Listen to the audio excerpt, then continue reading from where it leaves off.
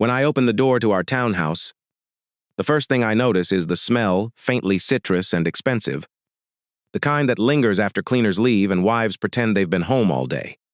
The air feels curated. My suitcase wheels bump once over the rug, a sound too loud in a house that prides itself on hush. I'm back from Birmingham 2 days early. The client signed off ahead of schedule, and I thought I'd surprise Ariana with dinner. Maybe a small bouquet. Maybe the kind of spontaneity she's been saying I don't have. For 3 hours on the train, I rehearsed the look she might give me, that startled laugh she used to have when happiness caught her off guard. Then I hear her voice light, laughing, and completely unguarded floating from the kitchen. If Felix just disappeared before my birthday, that'd be the perfect gift. There's a clink of ice against glass, followed by another voice, Priya's, bright through speakerphone, laughing as if it's a game between old friends. I stop where I am. The handle of the suitcase digs into my palm. Every muscle in me holds its breath. Ariana keeps talking, words dropping like coins into a fountain that only grants cruel wishes. The hotel's confirmed, the Riverside Ballroom. Gold decor. Live band. Everything. 18 grand. But it'll be worth it. Leo says the crowd will be unreal. And, obviously, Felix will pay. That's the moment the blood drains from my face. I feel it. Literally heat replaced by an engineered coolness, the calm that comes just before something breaks. The house feels too still, even the clock pauses to listen. She laughs again, and I realize the laugh isn't new. It's just that I've forgotten how often she saves her real laughter for other people. I step forward, deliberately letting a floorboard complain under my weight. Her conversation stops. Footsteps. Then she appears in the doorway, a silk robe dusted with gold threads, eyes widening in performative surprise. Felix, you're home early. Launch wrapped ahead of schedule. I say, my voice sounds even. I should win an award for calm delivery. She kisses the air beside my cheek habit. Not affection and gestures, vaguely at the kitchen. You could have texted. I'd have TD. On the island sits a neat array of brochures and a printed contract with my name typed neatly beneath client. I read the total at the bottom, £18, 120. The sum looks sterile on paper. All edges and no mercy. You've been busy. I say, someone has to be. She lifts her glass, taking a sip that glitters in the light. It's going to be stunning champagne towers, soft lighting, maybe a live sax player. Everyone will talk about it for weeks. I watch her move, effortless and self-possessed. And I think how strange it is that I once found that grace intoxicating, now it looks like choreography. I nod, because nodding is easier than bleeding. I'm sure it'll be unforgettable. She hears admiration instead of irony. You're sweet, she says, already half turned toward her phone as it buzzes again. When she disappears into the study to take another call, I stay in the kitchen. The refrigerator hums. The clock resumes its ticking.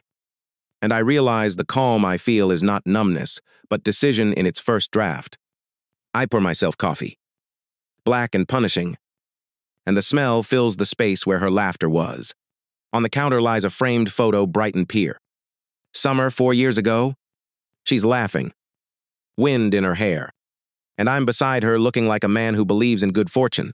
I touch the edge of the frame until my fingers find dust. Somehow that feels right affection turned residue. I open my notebook, the one I keep for project logistics, and write a single line across the top page. Stop pretending. Beneath it, another. Listen without reacting. Then I close the cover and breathe through my nose until the tremor leaves my hands. When she returns, she's scrolling through messages, face glowing from the phone light. Can you transfer the rest of the deposit tonight? The hotel doubled the upfront cost. It's worth it. Trust me. I take a long sip of coffee that burns all the way down and say, of course. She smiles, satisfied, and kisses the air again before heading upstairs. The sound of her heels fades up the staircase. I exhale and set the cup in the sink, watching the last swirl of dark liquid circle the drain like an idea forming. I go to the bedroom. The suitcase waits open at the foot of the bed. I kneel, unzip a side pocket, and find a blank envelope left from work. I slip one of my business cards inside and seal it empty gesture. Symbolic motion. A test of what silence feels like when it's physical. I place it on the dresser. My wedding ring catches the lamplight. I twist it once, then slide it off and lay it beside the envelope. It leaves a pale imprint on my skin, a ghost of something continuous that suddenly isn't. Downstairs. The pipes sigh as she runs the bath. I take my notebook again and list 3 new headings. Home locks. Access. Storage event contracts. Refunds. Cancellation policy. Exit destination. Timing. Witness. 3 categories. Nothing emotional. It's what I do when projects veer off. Brief defined scope. Assigned deadlines. Execute quietly. The page steadies me. When Ariana appears at the door wrapped in steam and towel, she says, "You look deep in thought." "Just planning." That's my practical man. She grins, misreading everything. When she leaves again, I let the quiet fold over me. I look around the room that used to feel shared and now looks staged, like an open house showing.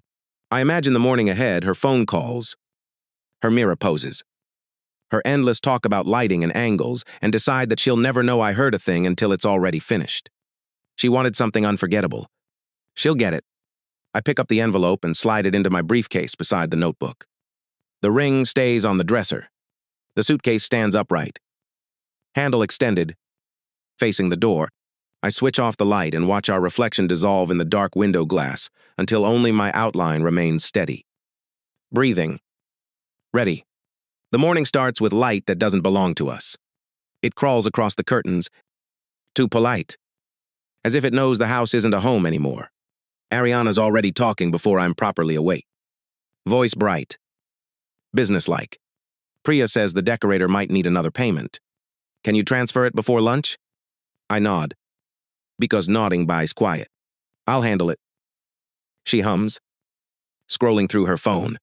Her robe gapes a little at the shoulder. The gesture looks rehearsed, as if she's trying it out for someone else. I drink my coffee in silence. The machine sputters and hisses behind me. The sound of something finishing its job. She keeps talking playlist. Seating chart. The exact shade of gold that photographs best. Each word adds to a wall I can already see forming between us. I listen carefully, like an auditor documenting waste. At 8:30, I leave for the office. The air outside is crisp and blue, the kind of London morning that pretends to be kind. My train arrives 2 minutes late, to enough time for reflection to pretend it's patience. I work in a project management firm that measures devotion in spreadsheets. Today I can't look at a cell without imagining a cage. I spend the morning staring out of the window, watching the city pulse in predictable rhythm buses exhaling, people brushing past one another without ever colliding. Everything keeps functioning. Endings don't halt movement. They just redirect it. By midday, I begin my small victories. I call the hotel first, adopting the voice of an organized husband, confirming details. Felix Barrett. I say, Riverside Ballroom. 31st. The coordinator checks the booking. I hear pages flicking. Then I ask about the cancellation policy. 72 hours notice for full refund. Yes, that's right. She says, "Would you like to—" Not yet.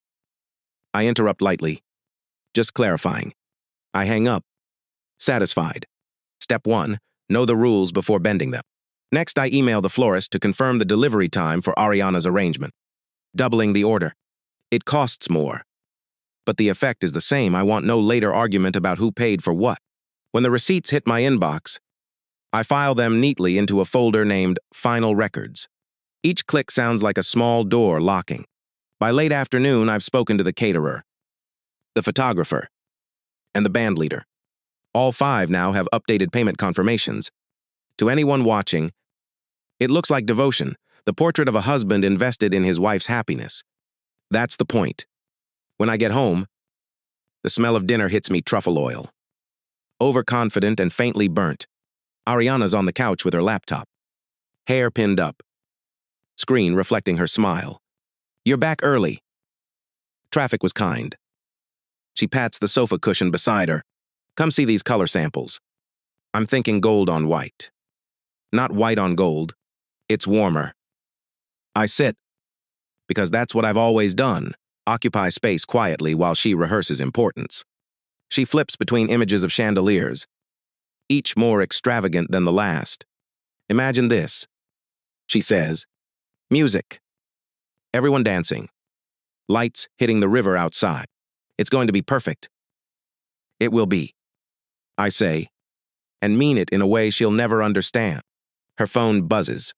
She answers, laughter spilling into the air again. I stand, head to the kitchen, rinse my cup, stare out the window at the street, where the lampposts are just beginning to glow. The reflection in the glass shows a man still and ordinary, the sort no one would expect to change a thing. Later, when she's on another call, I start moving digital furniture contracts from joint folders to private ones. Copies of invoices forwarded to my own email. Each transfer is tiny. Invisible. Perfectly legal. Control in motion. At 10, I text Daniel need a place to cool my head for a few weeks. Brighton still quiet. The reply comes minutes later, always. Come whenever. I sit back, feeling something loosen.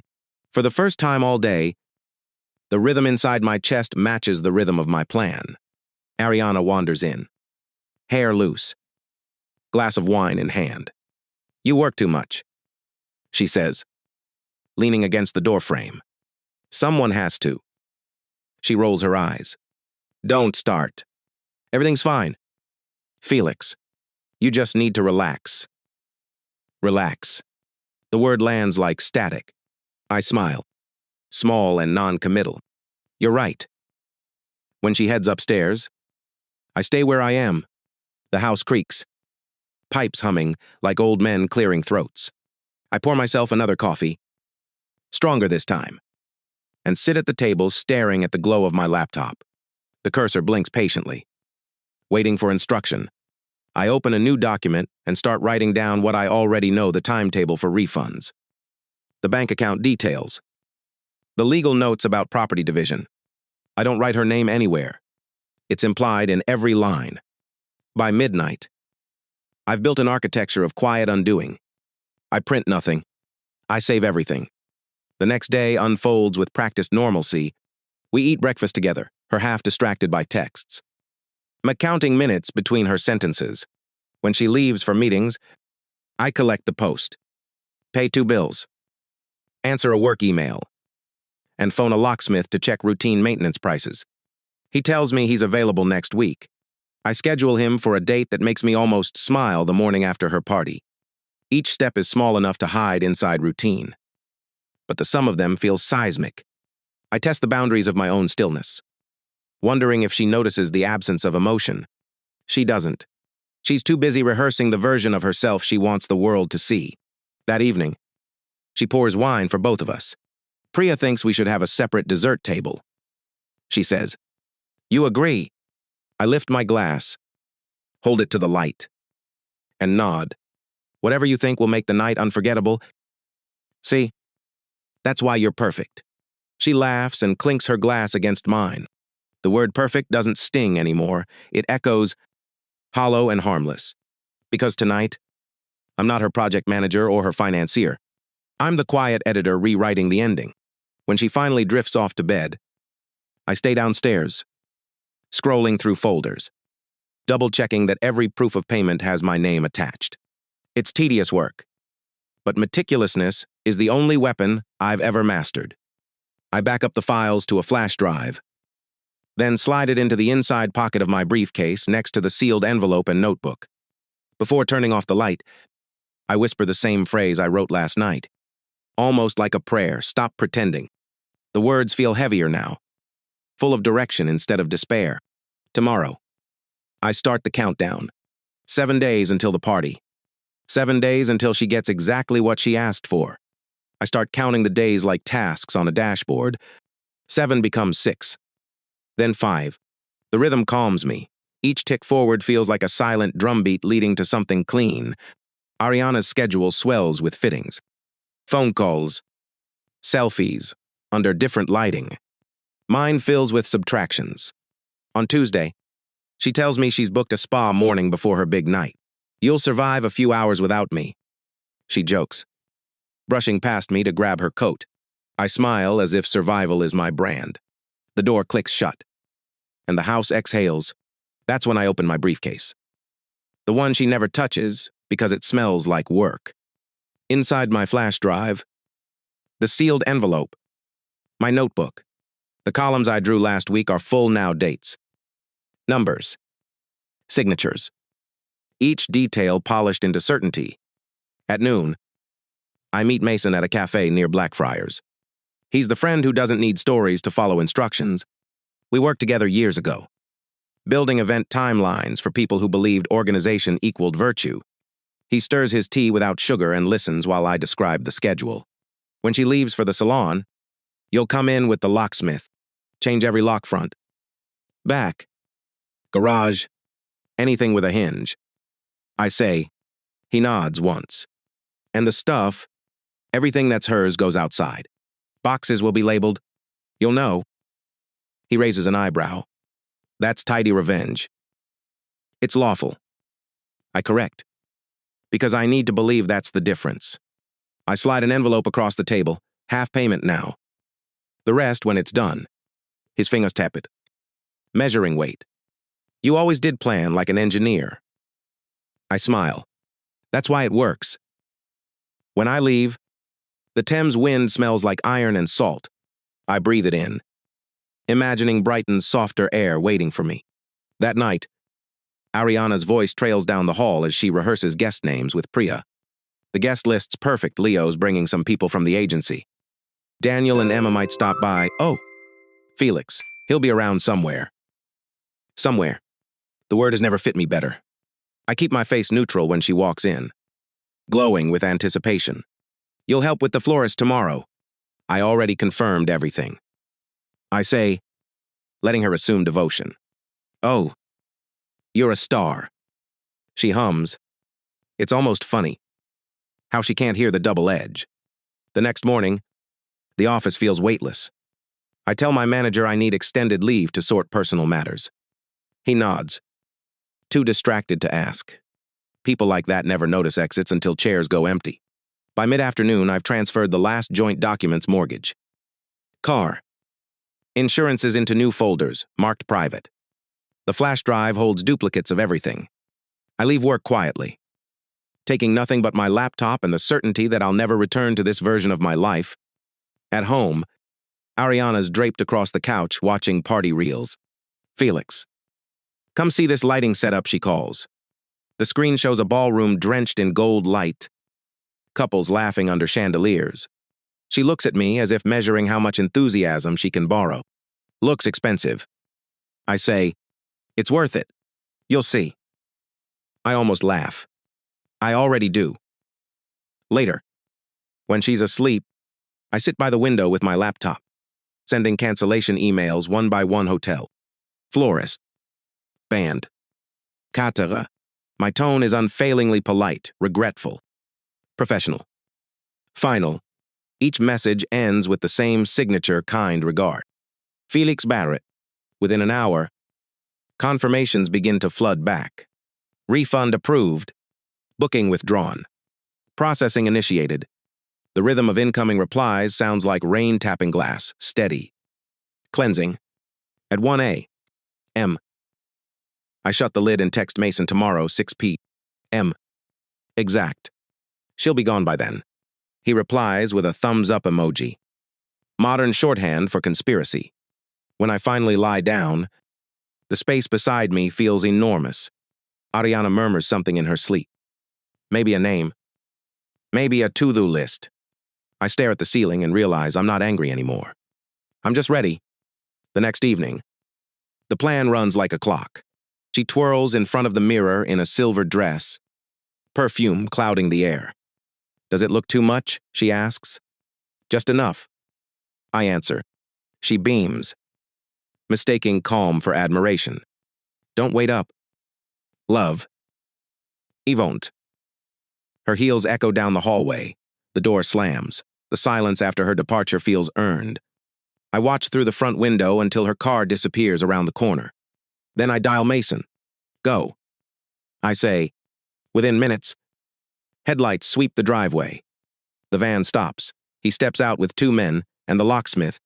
They work efficiently. Locks click. Hinges creak. The sound of things ending discreetly. I help lift boxes close. Handbags. The mountain of decor she hoarded for parties that never happened. Each item lands neatly by the garden gate. Labeled with her initials. When it's done, Mason wipes his hands and nods. All clear. I hand him the second envelope. Text me when you leave. He looks at me for a long moment. You sure this is enough? It's exactly enough. When the van rolls away, I close the boot of my car, suitcase inside, and take one last walk through the house. The rooms are unrecognizable, bare, hollow, clean. For the first time, they feel honest. I turn off the lights, lock the door behind me, one of the new keys in my pocket, and drive toward Brighton. The motorway stretches out in a ribbon of muted light. I don't turn on the radio. The road noise is music enough. Every mile south feels like exhaling. By the time I reach Daniel's place, the sea air has already replaced the city in my lungs. His porch light burns warm through the fog. He opens the door before I knock. You look like you've walked out of a storm, he says. Almost, I answer. He doesn't ask details. That's the gift of brothers. Inside. The smell of coffee grounds the night. I drop my suitcase, sit at his kitchen table, open my laptop, and refresh my inbox. More confirmation emails. Cancellations processed. Refunds completed. The plan is no longer hypothetical, it's alive. Breathing. Irreversible. I type one last message to Mason. Remember locks before noon tomorrow. He replies instantly, already scheduled. I close the laptop, finally allowing my shoulders to drop. Outside, the tide rolls in against the breakwater. The sound rhythmic and patient. Ariana wanted a night about herself. Tomorrow she'll have one. The difference is, she'll be the only one in the room who doesn't know it's over. I switch off the kitchen light. The window reflects a version of me I almost recognize, calm, composed, untethered. For the first time in years, I look exactly like my own plan. Morning seeps through the curtains like an accusation. I wake to the scent of coffee and Daniel's quiet movements downstairs. The house hums differently here, fewer clocks, more breathing space. I sit at the small desk in the guest room and open my laptop. The inbox glows with fresh confirmations, refunds issued to your account. All cancellations processed. Lines of digital closure. Efficient and bloodless. For a few seconds, I stare at the screen, half expecting guilt to arrive late, like a delayed train. It doesn't. There's only quiet, heavy and exact. I send one last text to Mason. Locks changed before noon and get the reply instantly. Done. Keys secured. Everything that needed to happen has happened. Back in London, Ariana is likely at her salon, laughing about the big night, showing the world her favorite version of herself. She doesn't yet know that her ballroom, her flowers, her audience, her entire illusion has vanished before she even enters the stage. Daniel walks in with 2 mugs. You look like you've just deleted someone, he says lightly. Maybe I have. He watches me for a moment, trying to read whether I'm joking. Then he just nods, sets the coffee down, and leaves it there. His silence feels like permission. I spend the afternoon pacing the Brighton seafront, watching gulls dive through the wind. Each step along the shingle sounds like punctuation. I wonder, fleetingly, if I've gone too far, but the thought drifts away as quickly as it formed. She wanted absence. I'm giving her purity, no scenes. No shouting. Just subtraction. As dusk slides over the horizon, my phone buzzes again. A message from Mason, all clear. Place looks untouched except cleaner. I type back, good work. Disappear for now. He replies with a thumbs-up emoji. The day folds into evening. I pour myself a whiskey from Daniel's cabinet. Sip once. And check the time, nearly 6. In London, she'll be arriving at the hotel now. The mental picture forms itself. Ariana stepping from her car in that silver dress, expecting flashbulbs, perfume blooming into the night air. Her expression when she learns the truth will be a masterpiece of disbelief. Part of me wants to see it, but distance feels truer. Revenge observed too closely risks turning sentimental. I imagine the front desk scene, the polite confusion, the moment when she insists there must be a mistake. I can almost hear the receptionist's calm explanation, the word canceled, floating like confetti in the wrong room. And then, inevitably, the envelope. The courier was scheduled precisely. Inside, the divorce papers and a single handwritten note, 12 words at most. A tidy sentence to end a decade. I lean back in the chair, stare at the ceiling, and wonder what she'll do next. An hour later, Daniel knocks again. You good? Define good. He shrugs. Breathing. Upright. Not drunk. 2 out of 3. I answer, raising the glass. He studies me. You don't sound like a man who's done something cruel. I've done something fair. I say, fair doesn't always feel clean. I don't need clean. I need done. He lets that hang in the air for a moment, then leaves me to the silent. Around 9, curiosity wins. I check social media. The Riverside Hotel is trending, but not for her. A corporate conference is in full swing. Photos of name badges. Buffet tables. PowerPoint slides. In the comments, a handful of guests tag her. Where are you? Did I mix up dates? No replies. Another hour passes. I scroll aimlessly until I find a single tagged photo, her standing outside the hotel. Phone in one hand, envelope in the other. The caption from a bystander, that face when plans change. I close the app before I can zoom in. The thrill fades. Replaced by something quieter, heavier. Not regret exactly. But aftermath, the strange hollowness that follows precision, I realize that revenge, when done right, makes no noise. It just leaves room. I walk outside to the porch. The sea is a black sheet. Barely breathing. Wind lifts the edge of my jacket. Smells faintly of salt and petrol. My phone vibrates again, voicemail from an unknown number. Y hesitate. Then press play. Her voice. Small. Ragged Felix. Please, what have you done? A pause. A sharp inhale. I'm locked out. The house. My things. Everything's gone. Please. The message ends in static. For a moment, every muscle in my body wants to move, pick up the phone. Call her back. Undo the line I've drawn. Then I remember the sound of her voice a week ago. Bright and careless. Wishing me vanished. The two recordings overlay in my head. Perfect symmetry, desire, and consequence. I delete the voicemail. Inside, Daniel is watching a film. He looks up when I enter. Something wrong. Nothing left to fix. I say, I pour another drink. Slower this time. And sit by the window. The street outside glows amber under the lamps. The quiet rhythm of Brighton life pulsing on without me. Somewhere up in London, Ariana is probably trying friends, Priya, Leo, anyone who might lend her sympathy. None of them will open their doors. That's how her world works. Loyalty only runs in the direction of status. And hers just evaporated. For a flicker of a second, I almost pity her standing in front of our house. Key useless. Lights off. The life she curated stacked neatly by the gate. Then I remind myself of every conversation where I was furniture. Of every sentence that reduced me to background funding. The pity collapses. I think about calling her one last time. Not to argue, just to end it cleanly. But then I realize I already have. Silence is the ending. Words would only ruin the symmetry. By midnight, Brighton is asleep.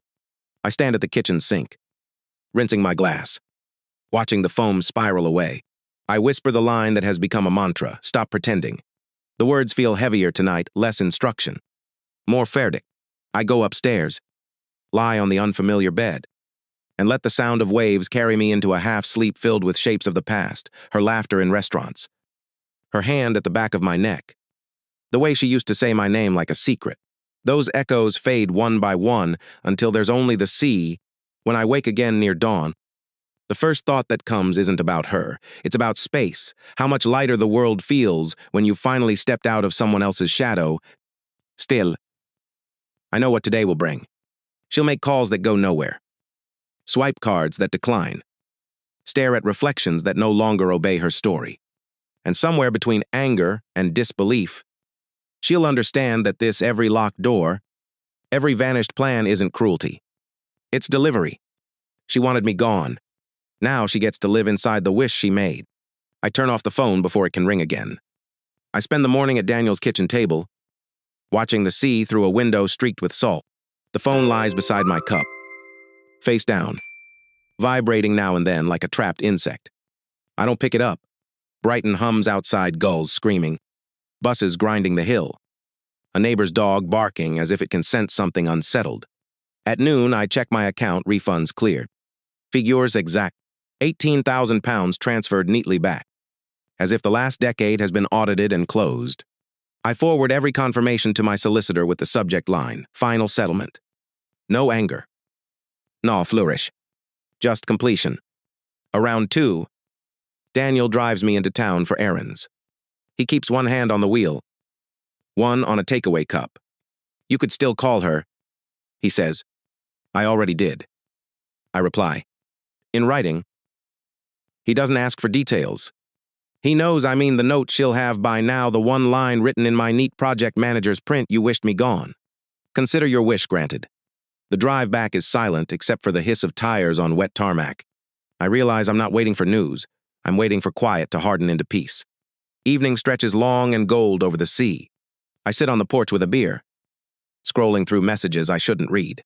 The group chat friends we once shared buzzes with confusion. Anyone heard from Ariana what happened at the hotel? She's gone offline. I imagine her at some motorway service stop. Phone dying. Pride bleeding out slower than battery. A voicemail arrives from an unknown number. I almost delete it unheard. But curiosity wins. Her voice fills the speaker, cracked. Distant. Felix, please. I get it. Just tell me what to do. Then the line cuts. No sob. No, apology. Only static. I replay it once. Then erase it for good. It feels less like cruelty. More like hygiene. After dark, Daniel steps out with 2 chairs and a bottle. 2 endings. He says, to clarity. I answer. We drink in silence. The sea moves like breath. For a moment, I wonder if I've become the villain in someone else's cautionary tale. Maybe. But villains sleep too. Later, alone. I open my laptop one last time. On the screen, the spreadsheet that began as revenge and now looks like freedom disguised as admin. I rename it Closure. XLSX, and move it to a folder called Archive.